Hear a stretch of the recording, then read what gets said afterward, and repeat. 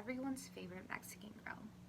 No, not Cafe Rio, but the place I spend my weekend, Chipotle. Now, I work at Chipotle on the line, also known as the person building your burrito. So I get to talk to every customer who walks into the door.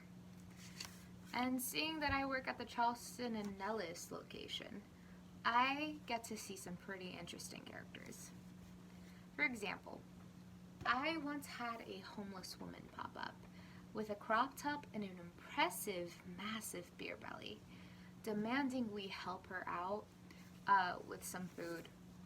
And another example, I had an old white couple who would always come in head to toe in a hot, bright pink.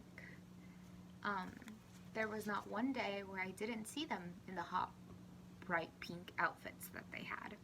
And so I nicknamed them Barbie and Ken. Now, these are the types of customers that make it worth working there.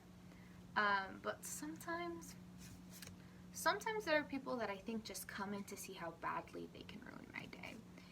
Now, I've been working at Chipotle for almost a year now, so I've been able to tell the differences between the different types of customers. Now, there are the three main types of customers that I despise serving the most, and those are the incredibly slow, the incredibly picky, and the incredibly rude. And let's see, there's the slow customers, which I don't typically mind serving when there's no one in the store.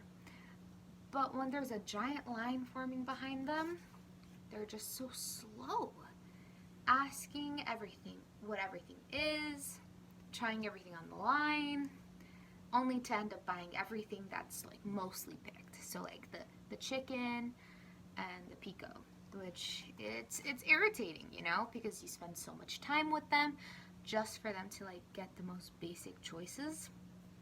Not my favorite. But you know, they're not as irritating as the picky people.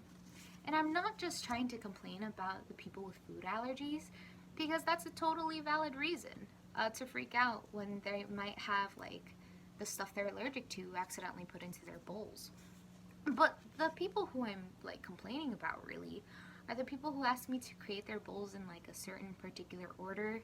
So like for like the aesthetic purposes for Instagram, and I really don't care about those types of people. Because everything isn't for the aesthetic, this is just for food. Please go about your day as fast as you can. And I mean, they're not too bad, but when they get angry that I put the sour cream before the corn, it